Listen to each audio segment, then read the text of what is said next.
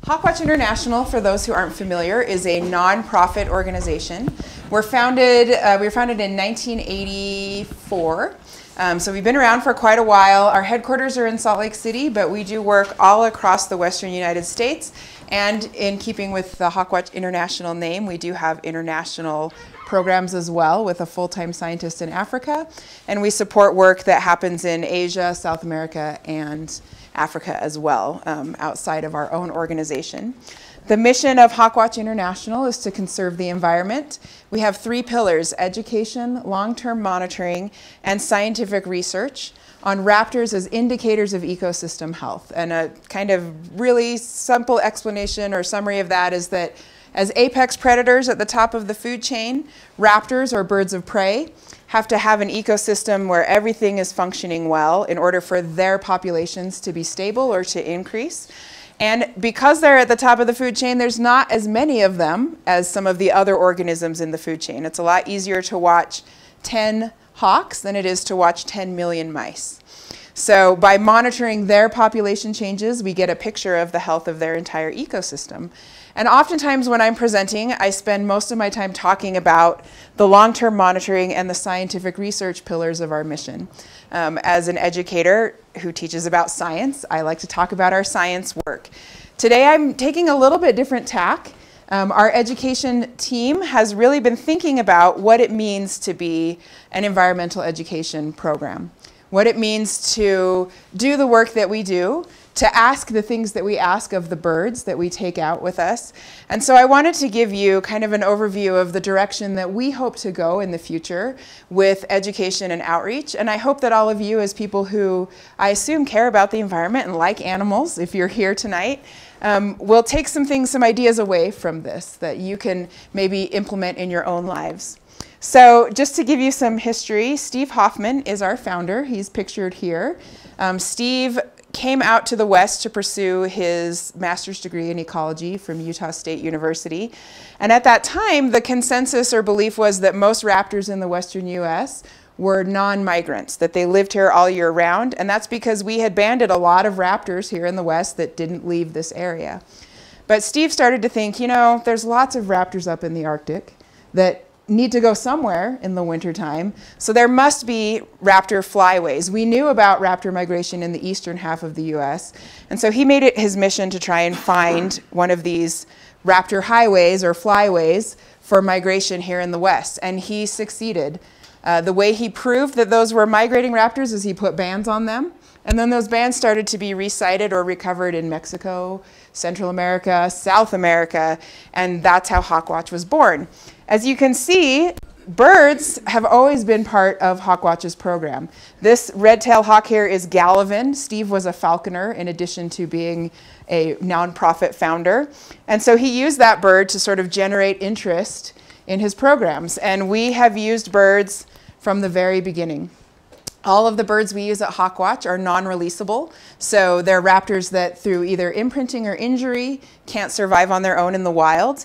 But our birds on average see anywhere from 10 to 40,000 people, depending if it's a COVID year or not. But we do a lot of programs with our birds. We ask a lot of them. I want you to remember this bird right here. He's going to come back into our story a little bit later. But we're going to talk about how things are changing for these birds and for these education programs. But before we do that, I always like to do something a little bit interactive. So I have a challenge for you, and I am going to ask you to participate. The best education always involves participation. So I have some images I'm going to share with you, like this one right here.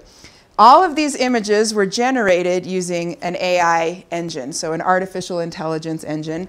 I'm not here to talk about AI today or whether it's good or bad, but this was a tool that I used because I was interested in what these algorithms would think when I used certain search terms. So the way this works is I went to this program, I typed in a word or a phrase, and then I asked it to give me an image of what it thinks that word or phrase is. So anybody have a guess what word or phrase I might have put in here to get an image like this? You can just, ecology, I did an ecosystem. Very good, see? Yeah, this is not a hard game. You guys got this.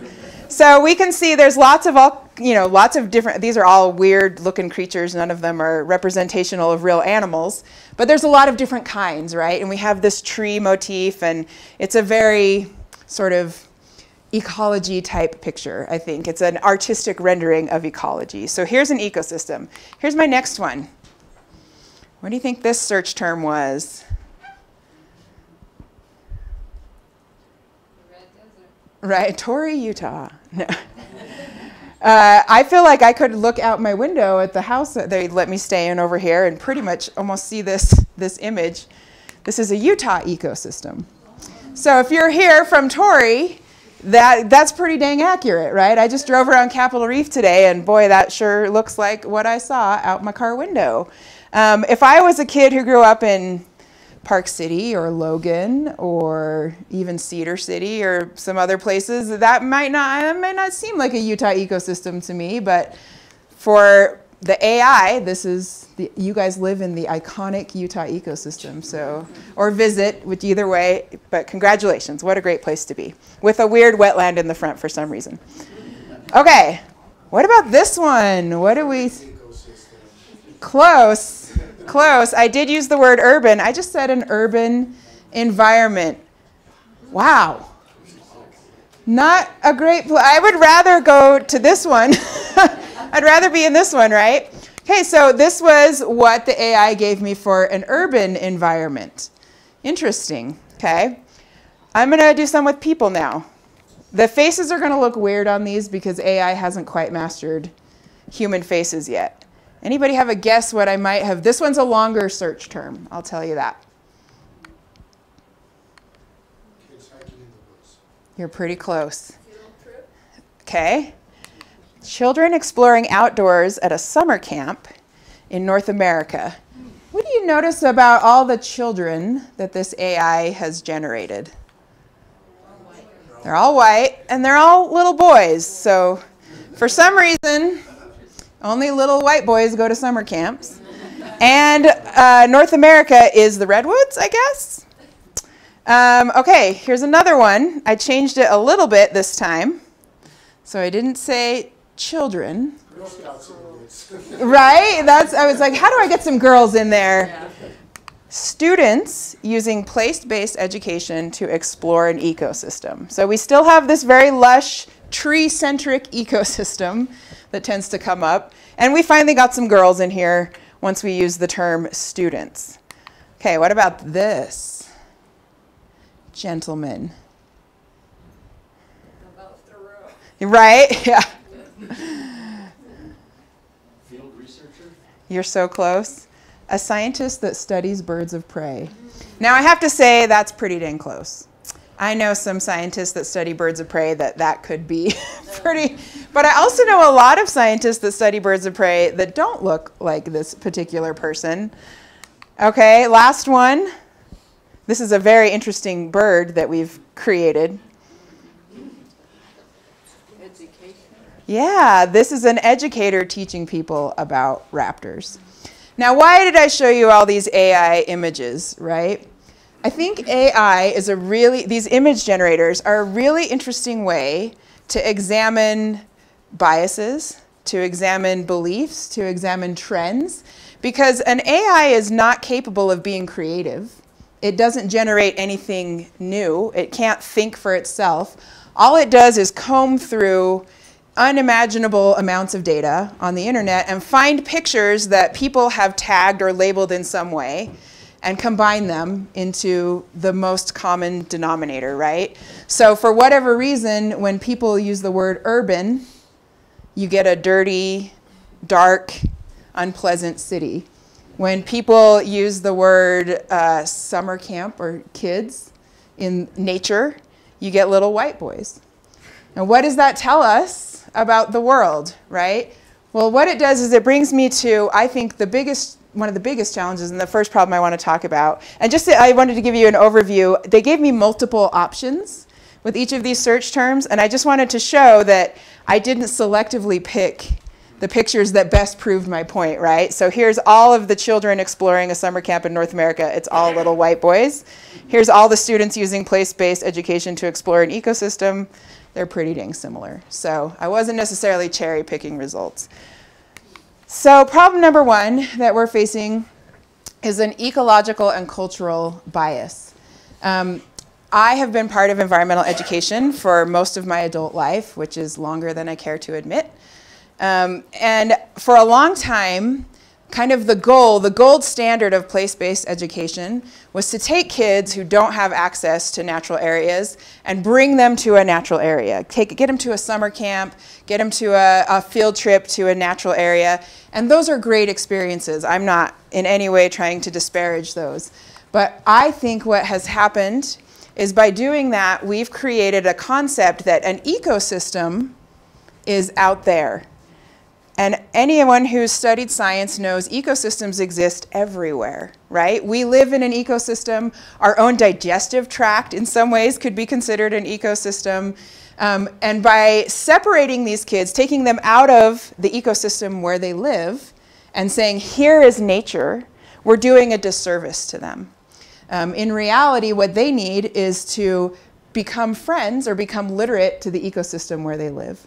And so that's the first thing we're trying to overcome here at HawkWatch. That was an actual photograph, not AI generated. This is an actual photograph, yep. And frankly, this is a kid from the inner city in California, from LA, that was taken through a grant to a field research station studying forest owls. So again, that's a great experience. Hopefully it changes that kid's life. But we can't do that for every kid who lives in the inner city in LA, right? So yes, this is a real, from here on out, they're all real. So I want to talk about two naturalists. You might recognize one of them. I know, huh, wow, amazing. And on the other one is, they're both employees of HawkWatch, so one of them is me, obviously. The other one, her name is Jessica. And Jessica Taylor, we're gonna talk about the experiences that Jessica and I had and how they varied growing up. So first, let's start with me. My dad is here tonight, and he did not know that I was gonna be touching on this, but I was really, really lucky to grow up with the dad that I grew up with. He was an employee for the Division of Natural Resources, Wildlife Resources in the state of Utah. And when I wasn't in school, I was in the field with him. He took me with him all over the place, in the desert, in the mountains, everywhere he went, I often would go with him. And sometimes even when I was in school, I got to sneak out and go with him and have these great experiences. It really was a fantastic way to grow up, and I feel incredibly lucky. My dad is a natural environmental educator. He didn't have any of the classes or training or books that I have benefited from. He just inherently understood that kids learn by exploring and asking questions and playing. So just to give you a quick anecdote of what it was like to grow up as his daughter, he often would take me and my siblings and my cousins, of which there were about 10 of us total. So one adult, 10 children of various ages, he would take us all camping, off in the woods, lots of different places. And one time we were camping near Bear Lake, which is up at the northern end of Utah. And he noticed that there was a lot of campground robbers, little critters that were coming into this campground. And so he just had this idea, let's let the kids play with some field science. He got a milk crate, you know, those old plastic milk crates, and a forked stick and a string, just like in a cartoon, made a little drop trap. And we put some peanut butter or trail mix or something in there, and we'd wait for the squirrels to come, and then we'd trap them. And then he had a leather glove that he was using for his Dutch oven, and he'd grab the squirrel and he got a magic marker and put a number on its butt.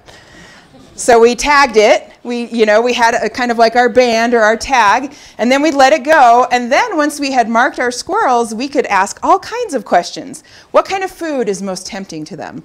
Do the bigger squirrels get caught more often, the squirrels that are less afraid of humans? Do different species respond to different kinds of food? Do we have to be further away or closer? We ended up having to engineer some solutions because our milk crate, the handles were too big to keep the chipmunks in.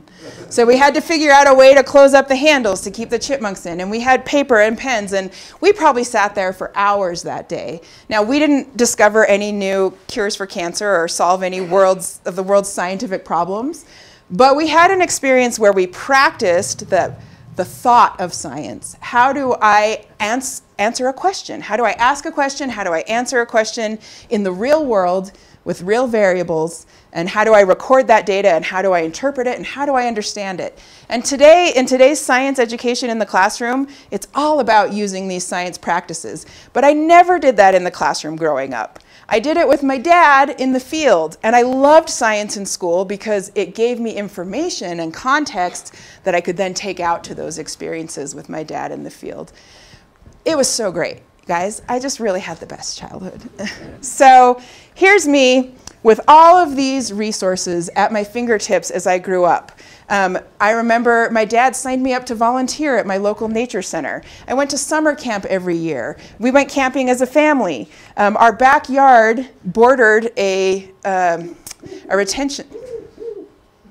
I don't know what that is. Weird. We had a retaining pond that had a big acres of natural undeveloped area around it. And I went down there almost every day with my dog and wandered. I climbed trees and looked under rocks and, looked at birds and did all kinds of stuff. I also had access to gear. You don't think about this, but camping or being comfortable in the wilderness and safe, it can be expensive. It can be hard if you don't have that stuff in the basement, getting cobwebs on it or getting moldy or whatever. At least you have it, right?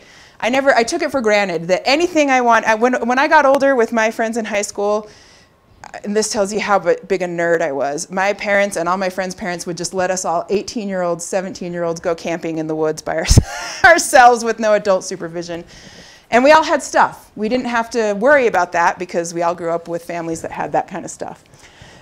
So I also had animals at home, not only my pets, but because my dad was in the non-game division, we were kind of a halfway house for animals that were that people had acquired illegally and they needed a place to stay. So I might have a mountain lion sleeping in bed with me for a couple nights, or I might have a snake in the basement that I had to feed. I had a lot of really cool exposure to animals. So let's talk about Jess. Jess grew up in Washington, and her upbringing was a little different. Now, these are all pictures. I did get her permission. I stalked her Facebook page and found all these pictures. I found as many ones with animals as I could. Jess always loved animals, but she didn't really have anyone in her life, any adults that encouraged that love or that helped her to develop an intellectual sort of framework to understand how they work or how they relate to their ecosystems. She did have a frog pond in her neighborhood, and she remembers going to watch that, but she couldn't go there without an older sibling or an adult with her. Her mom was really protective and didn't really let her explore the outdoors alone. Her family didn't camp. They didn't have a lot of gear. She said if they were going to do something outside, they went for a walk at the park, or they might ride bikes through the park, was kind of their experience. She said the one time she got to go camping was in 6th grade for a school trip, and she remembers meeting the naturalist at the camp and thinking, oh, that guy knows so much, that's so cool. I could never do that. That was kind of her growing up experience. So look at Jess's map. It's a lot less, right? She had pets. She did have a frog pond that she could go check out with some limitations. She got to go to camp for 1 week in 6th grade. So when I look at these two people, if I'm looking at these two people as students or as kids, which one do I give my education resources to, right? It's not a hard argument to make.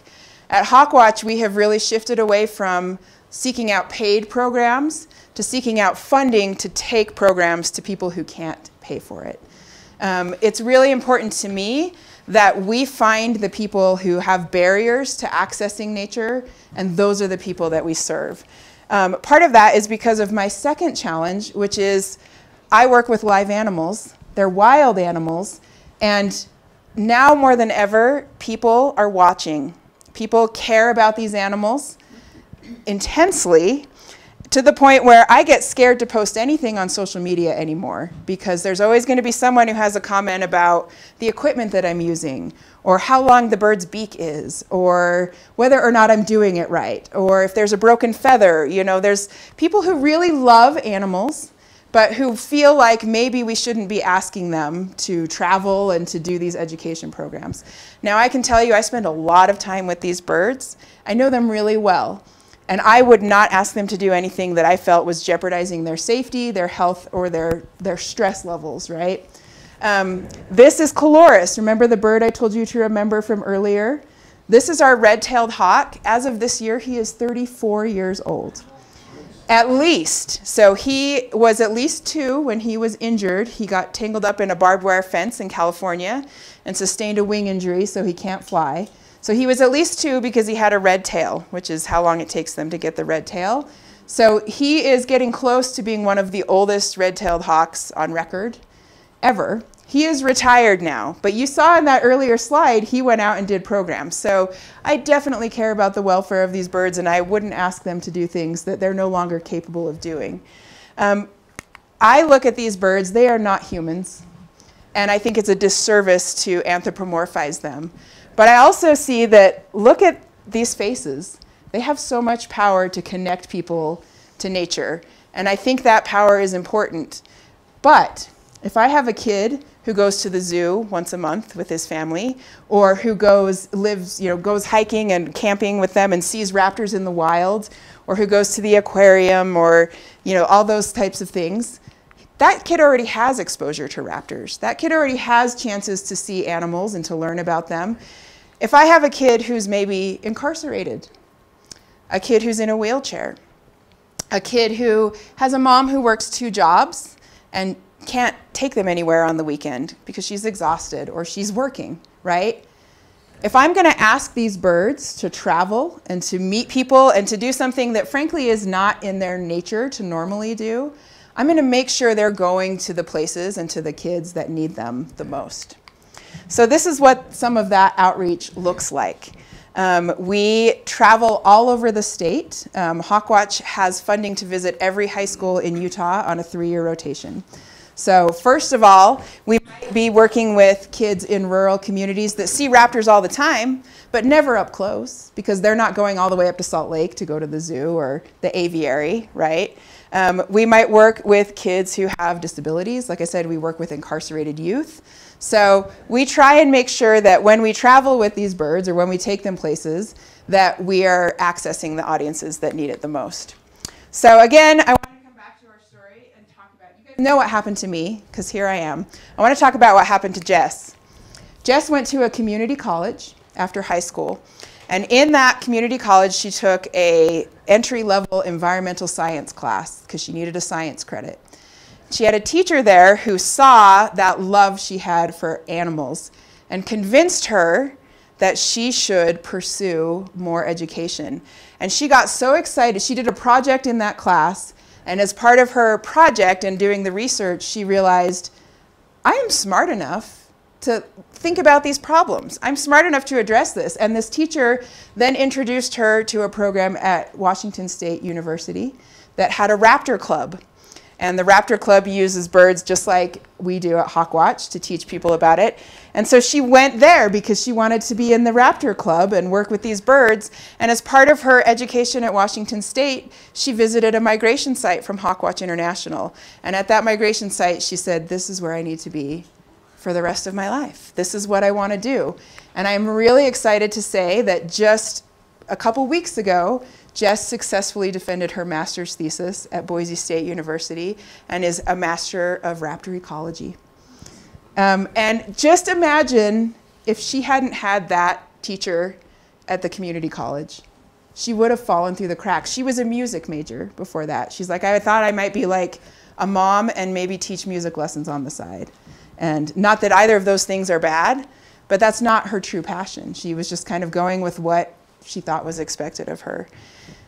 Our goal at HawkWatch is to find the Jesses and to stop them from slipping through the cracks. So we do this with what we call closing the nature gap. So because our program is entirely outreach-based, we don't have a public-facing facility, we're able to go to the places where these learners are that have need of us. And we try and approach this from three areas of literacy. We want to help people become literate to their local ecosystem. So that means if I'm coming to Bicknell High over here to the high school in Bicknell, before my team comes down, we get on eBird, which if you're not familiar is a great resource for finding what birds are in a certain area. And we look at what raptors have been sighted near their school within 10 miles. And then we tell them this is where you can go in your neighborhood to find these birds, right? We look at community literacy. We look for resources like the Entrada Institute, places like that these kids can go to learn more and to get more information. We also look at what are the ecological challenges that this community faces. Is it drought? Is it wildfire? Is it urbanization, right? And we try and incorporate those discussions into our outreach programs, obviously adjusting for age and for audience. And then science literacy is the big science principles these kids are learning at school. Those suddenly become a lot more relevant when they're connected to local issues and local organisms. So that's the approach that we take with our outreach program. And of course, the highlight of any of these programs is the chance to meet birds. So this is what it looks like when we are doing these Nature Gap programs. We try and find those people who have economic, physical, cultural, or even just sometimes emotional barriers to getting out into nature or to having access to context, science context. So for example, this eastern Nevada landscape, that was in Ely. There's lots of raptors around there, but there's no museums, there's no natural history things that are easily accessible to these summer camp kids. So we came and provided the context for the raptors they're seeing.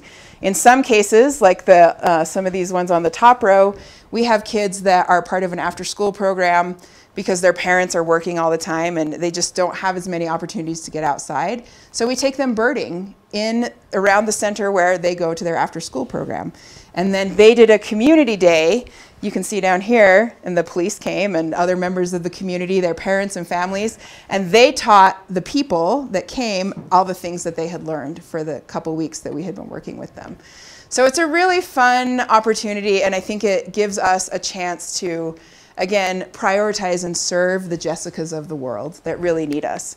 So I am ready to get out a bird. Before I do, is there anyone who has any questions about our education program or what our goals are?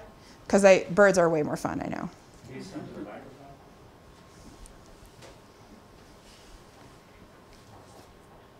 Okay, I think we need a bird, right? Yeah. Let's do that. All right, and I think we can turn off the projector. So how do we start? If I'm doing an outreach program, I mentioned the first thing I want to do is something that's familiar to these people or could be familiar to them, right? So I'm going to start with a bird that these kids could see. And there's one bird we have in our Raptor Ambassador collection that is pretty universal. So this is the bird I like to start with a lot of the time. And he may have given himself away earlier. I don't know.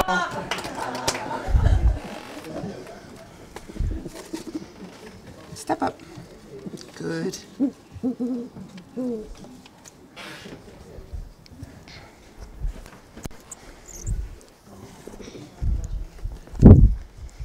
All right.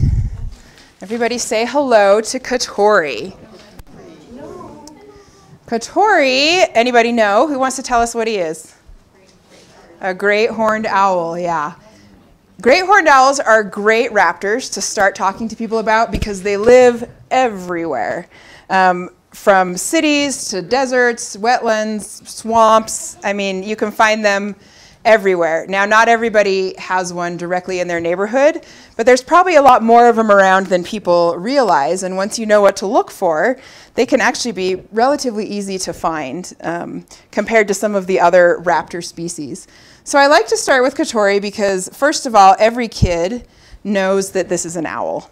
This is the owl that's in all the picture books and on the front of all the magazines, and they're so ubiquitous. So it's a great bird to start with because it's familiar. Katori is with us at HawkWatch because he is a human imprint. It doesn't mean that he thinks that he's a human or that he thinks that I'm a bird. What happened with Katori is, as a fledgling, when he was learning how to fly, he ended up on the ground, which is totally normal for birds, but a lot of people don't realize that. When you see a bird on the ground, especially a young bird, a lot of times it's tempting. I swear, as soon as I move, he's going to poop, but we'll see what happens. It's the instinct that we have as humans, which is really unique to us as a species. When we see a helpless baby on the ground, oh, I want to rescue it. I want to help it.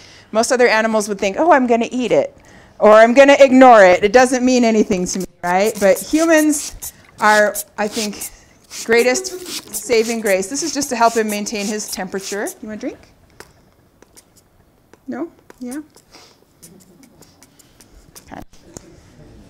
Is that we altruistically help other species. There's really not a lot of evidence of other animals that do that. So in Katori's case, are you going to do it? He's thinking about it. In Katori's case, some hikers found him on the ground as a fledgling.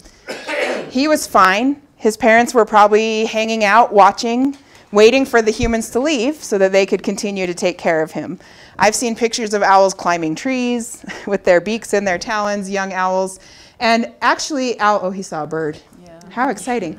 Owls are pretty good parents. Great horned owls' parents are pretty good. So they would be chasing off predators. They would be bringing him food. But the people who saw him didn't realize that. They had also heard a myth that if you touch a baby bird and put it back in the nest, the mother will smell you on the baby and then will reject the baby. That can happen sometimes with mammals, but great horned owls are one of the few animals that eat skunks. So you can imagine if you have a sense of smell, you're not going to be eating a skunk. So they can smell, but not very well. I think that myth comes up because people will help the baby put it in the nest, and then they stand like this and wait for the parents to come back. And the parents are like, well, not while you're there. So the people did the right thing. They did take him to a wildlife rehabilitator, someone who was really experienced with great horned owls, had used them, raised them and released them successfully. But that's a long, hard-earned skill. Humans, when we raise birds, we run the risk of teaching them that humans bring food. That's what imprinting means. Really, a bird that's imprinted, all that means is that they have learned to accept food from humans. So you may have seen with like California condors and some of these other breeding programs, they'll use puppets. Or I've even seen people dressed up in big owl costumes, things like that, or wearing like weird masks, just so that these birds are not associating humans with food. Because once you release them, if they get hungry enough, if a big owl flies up to you, for the owl, and it may not be great for the human. So it's illegal to release an imprinted bird. Unfortunately, Katori got an eye infection while he was at the rehab, and that meant he couldn't be housed with other owls. So he was all by himself. He had to interact with humans on a regular basis to get medications and to get food. So he did become a human imprint. He's 14 years old, and we know that because they got him in his hatch year. And so he now is a raptor ambassador for us at HawkWatch. And as a human imprint, he's actually pretty dang comfortable. You can see he's looking around, he's checking things out, but he's not too upset by being in the room with humans. In fact, I don't know if it's going to work for the stream, but I can walk up and down the aisles here a little bit. I'm just going to give it a shot, just so folks can get a closer look at him, because he is pretty fantastic. So you can see, as an owl, he has some really cool features. Owls are, I always tell people, they're like the ninjas of the raptor world. They're all about stealth. They are hunters that like to conserve their energy. So they don't do a lot of active flying. They'll spend a lot of time being perched.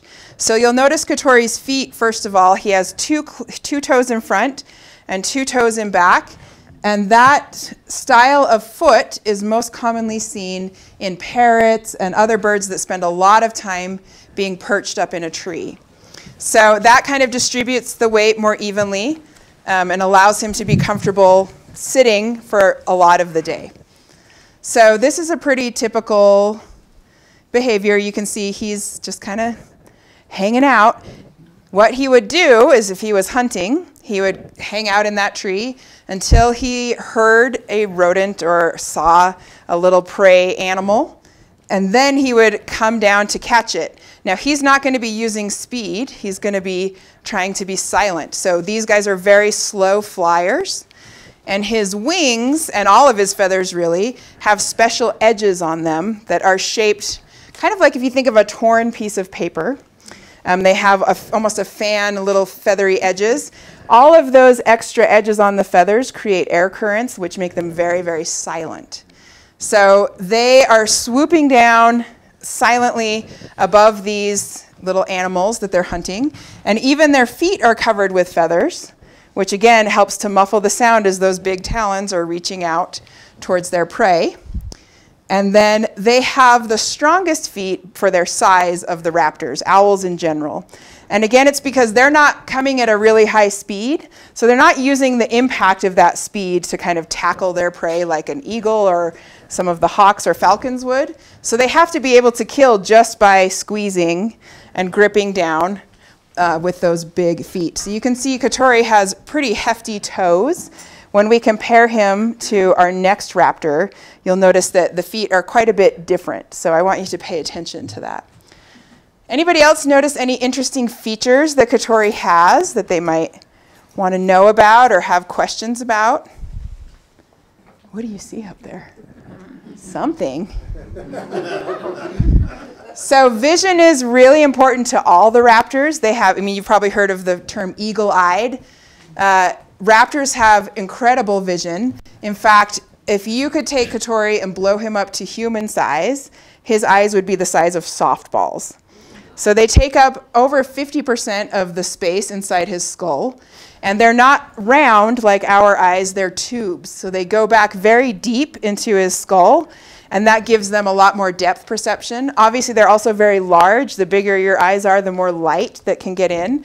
Of course, owls being nocturnal, their vision is really keyed towards seeing in the dark. So color vision isn't as important for this bird. There's some owls, they've done studies that they can see about 10 times more shades of gray than we can. So the ability to see contrast for owls is really advanced. And night vision is almost non-existent in the daytime raptors. So in our eagles and our hawks and our falcons, you can see better at night than most of them. And again, that's because their vision is so specialized. So Katori, when he's looking around, he may be seeing something that we can't even detect yet. In fact, there was a time I had a Swainson's hawk out, and my dad was taking a picture of it. We were standing in his driveway, and she was locked on to something in the distance. And we looked and looked, couldn't see it. And then finally, we probably looked for about a minute or two. A little tiny black dot appeared in the sky, got closer and closer and closer, and it was a juvenile golden eagle. So she saw it almost, 1 to 2 minutes, full minutes before we could even see the speck in the sky. So really powerful, advanced vision in all of these birds. The other two features that we call these the three sharps that all raptors have. So they have sharp vision. They have a sharp hooked beak. So the bite force of a raptor really isn't that impressive. They don't bite very hard. But that hook is more like a meat hook. They'll get into the carcass and use their chest and back muscles to tear apart the animal to eat it. And then, of course, the sharp talons, right? This is what raptors are most famous for. They hunt with their feet. So there's lots of birds that are predators that eat meat. Think about a penguin or a heron or even a pelican, right? They tend to catch, or a roadrunner, they catch their food with their beak. Most birds' beaks are their primary tool. Raptors have this really interesting switch in their evolution where they've taken it to their feet. So their feet are the most powerful thing, and that's why I wear the glove. Even though Katori knows me and he likes me, if I didn't have this glove on, he wouldn't be hurting me right now, but if he were to get startled, I wouldn't want that to grip down on my bare skin. And it's a lot more comfortable for him to stand on the glove as well. Does anybody have any questions? I think I'll try to speak loudly. I'll repeat it for you, So too. you've been holding Katori there for a while. How heavy is he? How heavy is Katori? Anybody have a guess? 12 pounds. What was that? 3 to 4 pounds. 3 to 4 pounds. 2 pounds. He's about 2.5 pounds. Yeah, and he's a male, so in the raptor world, males are always smaller than females. So, and he is kind of small even for a male. He's on the smaller side. So these guys are mostly feathers. They look a lot heavier than they are, and he can only carry about half of his weight. So when we talk about if he's going to, I was talking to these folks earlier, people ask me all the time, what about my cat or my dog? Or what about a human baby? Well, most of those things are too heavy for these guys to pick up and fly away with. Now, because these owls have such strong feet, that doesn't mean they aren't capable of killing something as heavy or even heavier than they are.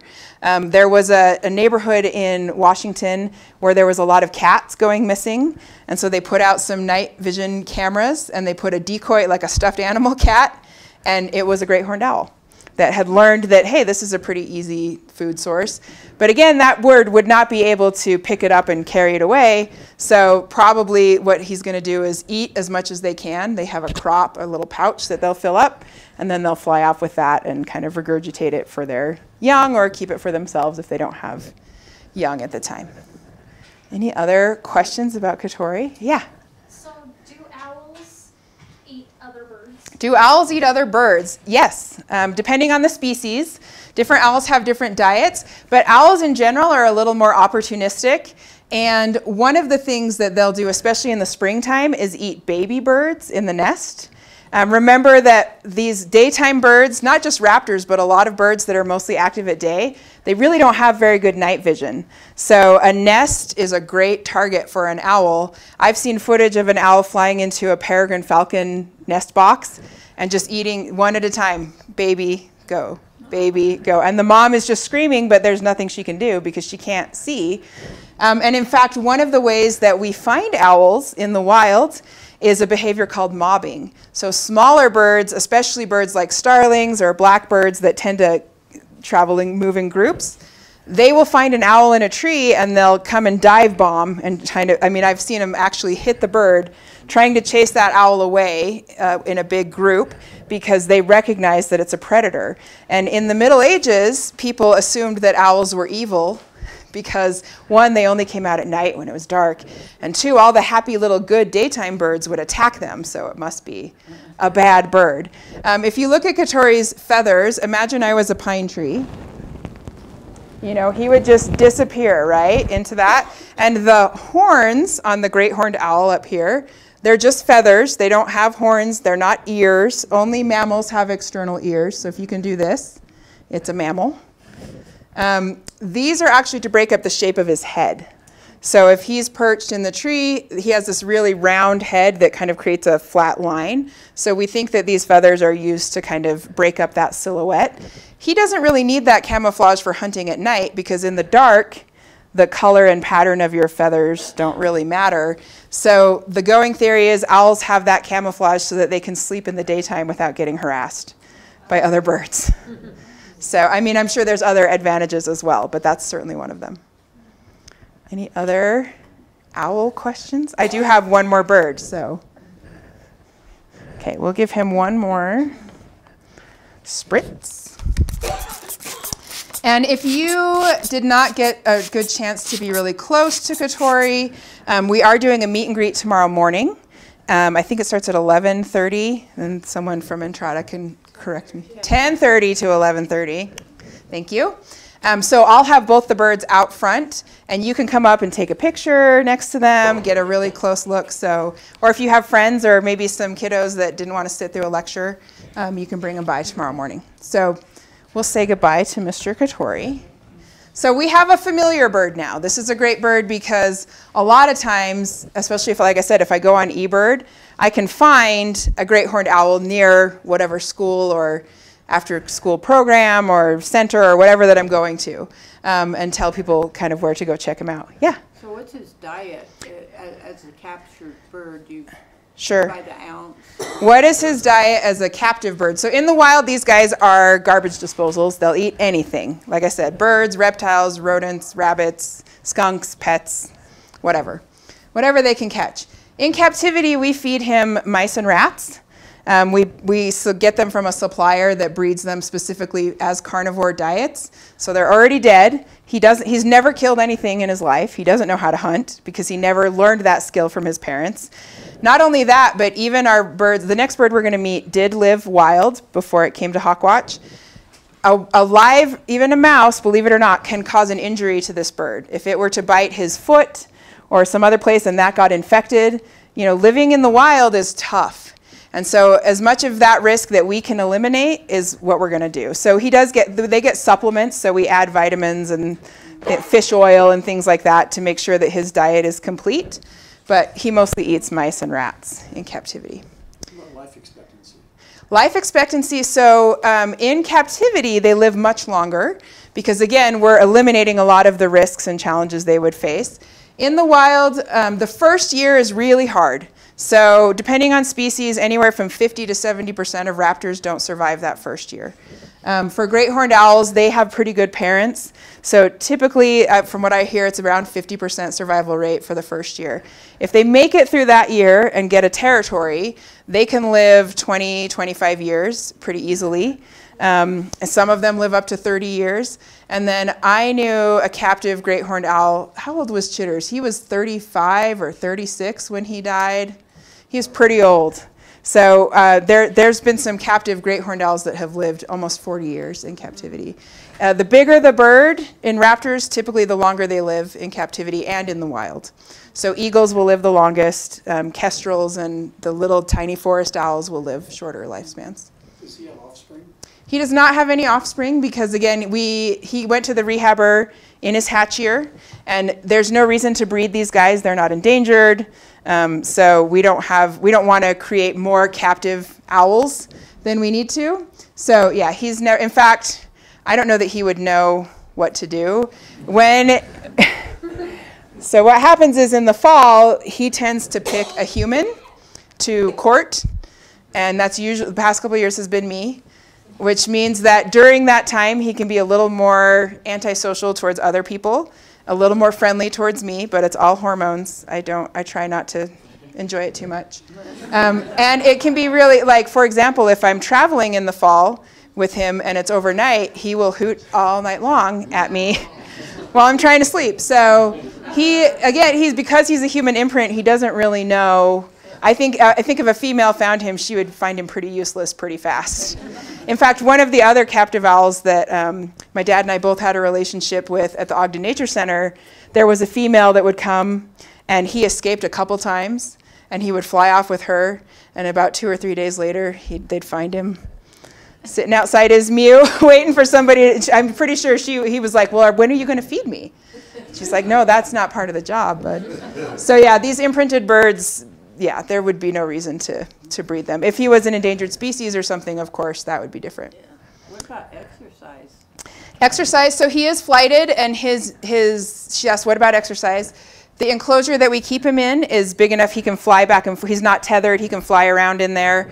Owls are pretty sedentary, so he doesn't choose to do that a lot, but he does do it, when he wants to. He can move around. And I know a lot of places that have raptors that can fly, they have enclosed aviaries and things. That's not something we have, unfortunately, available to us at HawkWatch, but that's a dream for the future because it is really good exercise for them to fly. And in the wild, where do they sleep? In the wild, where do they sleep? Just in a tree. They perch. People will ask me, how do birds not fall out of a tree? When their feet are relaxed, they're actually closed. So that's true of most birds, the way their tendons are. So when they're asleep, they're actually holding on. They have to use their muscles to open their feet.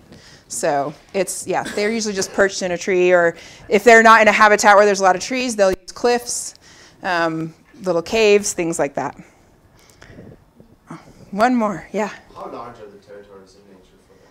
How large are the territories? So that's a question we get a lot, and the more research we do, the more we realize it's super variable. It's hard to say exactly this, because what it really amounts to is the territory is as big as it needs to be, or better term to say is as small as it can possibly be, and still sustain the birds, right? Yeah, so the functional food availability. Yes, exactly. So a bird will happily occupy a territory of 1 square mile if there's plenty of food. Birds that don't have enough food in that space will have to get bigger and bigger. So we've recently done a lot of work with transmitters on different species, and the ranges vary extremely depending on where the birds are. So for great horned owls in a city where there's a lot of rodents and things that are attracted to human refuge, I mean, they may have like a cemetery or a city park or something like that that gives them everything that they need. In the wild, in say a desert environment where there's maybe less biomass concentrated, they may have 20 square miles that they're traveling around trying to get food. So it just depends on what's available. Okay, let's meet our next bird. Make sure we have time for that. All right, thank you, Katori.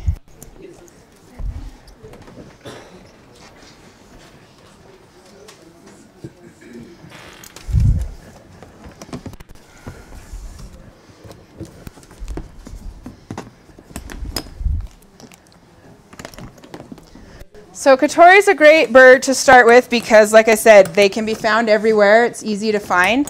But then I also like to make sure we talk about birds that maybe are not as common, that you can't just see or find as easily. So our next bird is one that can be found but is a little trickier and not as many people are familiar with it. Step. Good. And this guy usually has a lot to say. I'm kind of surprised he's not talking right now. So this is Jack. Anybody know what this bird is? He's not a kestrel. He is a merlin. Who said merlin? 20 points. 20 imaginary points that get you nothing but bragging rights. I'm just going to undo his leash here. Jack is a merlin, which is a type of falcon like a kestrel, so it's another small species of falcon.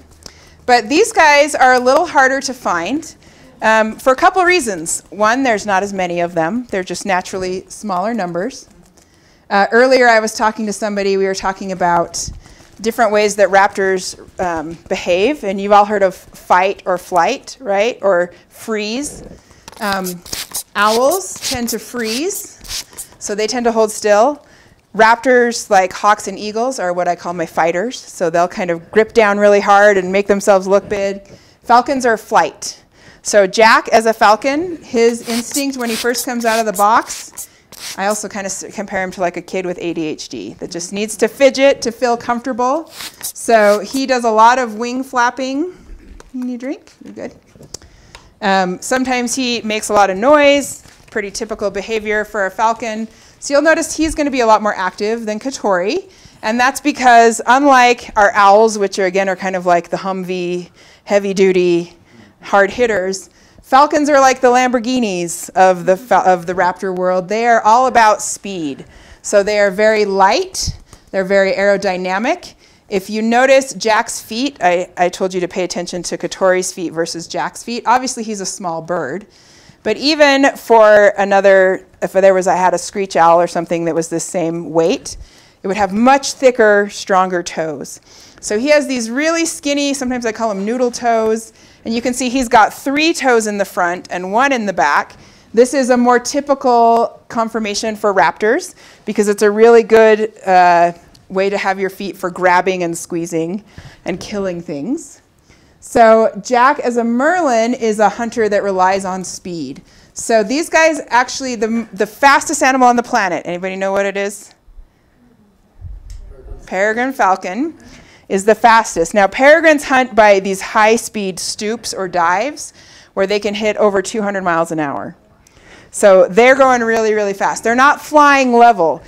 I actually think merlins in some ways are more impressive because they catch their prey through direct flight.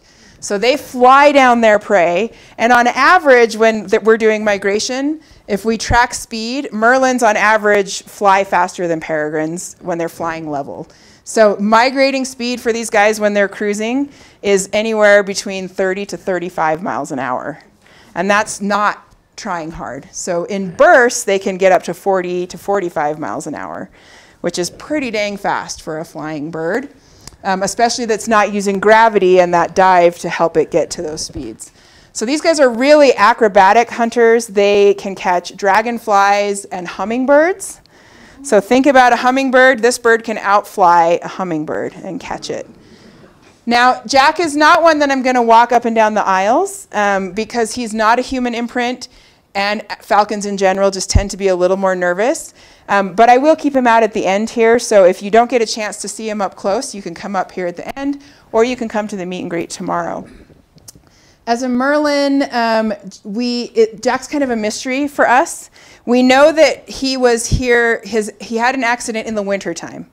And we know that because it happened in Utah, and these guys are really only here in the winter. They're migrants. This is their warm south.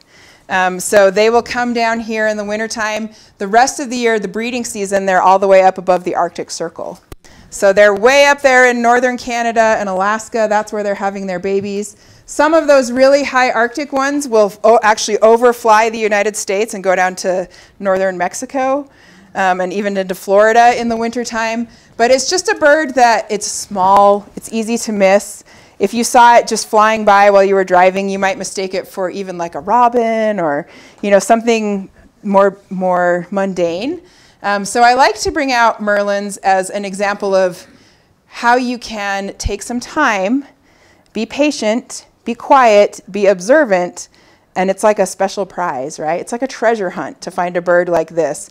It's only here at a certain time of year. You have to have specialized knowledge. You have to use your tools to try and find them. But then once you do, it feels like such a great success. So again, when I'm talking to kids, these Merlins can be found in cities. They can be found, you know, all over the place really in the wintertime. You just have to kind of do a little more homework to figure out where they're going to be. Falcons have, like the owls, have some really interesting adaptations. Instead of stealth, they don't care about being noisy. I don't know if you noticed when his wings were flapping. Thank you. So helpful. You can hear that sound, right? So his feathers are very stiff. That helps them. They don't have those soft feathery edges. That helps them to slice through the air at high speed. Doesn't matter if someone hears you coming if you're going 40 miles an hour. You're already on top of them before they can notice that you're there. So his wings, you'll see, are really pointed. He's got this long tail that helps him to steer and be agile in the air. And he, again, those little feet are not very strong. So he's using that speed to help him make the kill. So he's basically tackling his prey in the air. And Merlins are one of the few raptors that will hunt cooperatively. So if you have a pair, when they're breeding, they will oftentimes, one of them will come from below and flush their prey. They like to hunt birds, but they'll eat other things. Flush them up into the sky, and the other one will come from the top and kind of do like a pincer attack. Because they tend to fly at such high speeds, I'm going to see if some of you folks in the front row, if you look at Jack's beak and his nose, can you see if he stops flapping, in his nose holes, can you see little dots? And if you guys can't see it, again, it can come up at the end. He has a little bump, sometimes with kids I call it a bone booger, in his nostril, and that slows down the air so that he can breathe. Imagine if you're driving down the road going 30 miles an hour, you stick your head out the window, which I don't recommend, it's hard to breathe, right? There's too much air pressure. Jets, if you think of a jet engine, has that little cone in the center. It does the same thing to keep the engine from stalling out. Falcons also have a really cool, and this is really hard to see, so I'm just going to have to take my word for it. They have a hooked beak, just like the owls and the other raptors. But on either side of that hook, they have two little points that look like fangs, almost. It's called a tomial tooth. So sometimes, because his feet aren't as strong, he might hit his prey, and maybe it doesn't die right away. He doesn't have the grip strength to finish it off, so that tomial tooth, or that little point, becomes a pressure point so he can bite and put pressure on a backbone or an exoskeleton if it's an insect. So these guys do tend to hunt, because they hunt on the wing, they like to hunt things that can fly. So sometimes bats, a lot of flying insects, other birds, but they'll also hunt rodents and amphibians and reptiles and things like that too. So they're relatively flexible. The last thing I want to talk about with Jack is his coloring. So remember, Katori was pretty uniform, front and back, had kind of the same color and pattern to it. You might notice it's more subtle on Jack, but he's got these dark stripes under his eyes. That's really typical of a falcon. On kestrels and other falcons, you'll see that. And then, peregrines have what's called a hood, so they have a dark coloration that comes under their eyes. That's because in order to be fast, they have a less developed brow bone. So you know how eagles have an angry eyebrow? Like whenever you see a sports team, it's always like, an eagle. They're not really mad. They just have a bone that shades their eyes so that when you're flying in the sun, it's like built-in sunglasses. Falcons, that bone is much smaller to keep them more streamlined and help them just cut through that air, be aerodynamic. So they often have a dark coloration underneath their eyes like a football player that uses the grease paint to absorb the light. They also have something called counter shading. So if you look at Jack's front, it's paler and he has some streaky texture on there. If you look at the back, he's quite dark. And this is typical of falcons and a lot of the hawks and other birds actually. That's so if he's in the sky, the only thing he has to hide behind is the direction of the light. So imagine if you're looking up at him against the white clouds or the bright sun, the paler belly will blend into that lighter color. If you were above him, because he is small enough to be prey, so another animal could maybe come after him, another raptor, that back will blend in with the darker ground. So can you think of another animal that has black on the back, white on the belly, and that hunts in the open space? It swims. Dolphin? A dolphin? Yeah, penguins. Yeah. Sharks. A lot of animals in the ocean have counter shading because there's nowhere to hide except for from the light. So this is an example of convergent evolution where he's never going to hunt in the water. That shark's never going to fly up in the sky. But they hunt in a similar environment in that there's no plants or rocks to hide behind. So you have this light pattern and dark pattern to help you be hidden from the view of your prey or from your predators. Do you folks have any questions about Mr. Jack? I know we're just about out of time, so I want to be respectful of everybody's time. How much does he weigh? Jack weighs about 1/4 pound. So I usually, when I'm talking to kids, a lot of times I'll say, imagine you got the 1/4 pounder at McDonald's and you took the bun and all the toppings off. That's about how much he weighs. How many inches long is he? Oh my goodness. I don't know if I know that one off the top of my head. His wingspan is about 14 inches. Oh, let me tell you what happened to him. So we don't know. He had an impact, a collision. It could have been a car. He could have flown into a window. Could have been another predator. But he was found on the ground with a wing injury, and you can see his right wing kind of droops down. So we don't know his age. We don't know how he was injured. I suspect he's at least 10 years old because of his behavior. So raptors in captivity, you don't get geriatric raptors or old raptors in the wild because they don't survive, right? They die off. When they start to get old, they start to die. So in captivity, we see behaviors that we wouldn't see, like laying down on branches on their bellies or holding their bodies in certain ways or things like that. So based on Jack's behavior, I think he's probably getting up there. I think he's 10 to 12 years old, which means he's getting close. I think 15 in captivity would be a good lifespan for maybe 20 would be a stretch. So he's an older bird. And again, when you have an injury like that, you know, he probably has some arthritis and discomfort in that wing that we're always going to monitor and watch. But it does make life a little trickier when you start to get older, Bud. Say, Melissa, I have a question from online. Sure. Don Gomes, who is at home feeling not so well, wants to ask what are HawkWatch's plans and vision in the near future? That's a great question. So, you know, as we've been working, we have a strategic plan, and you may have guessed from my lecture tonight that diversity, equity, and inclusion is a big part of that.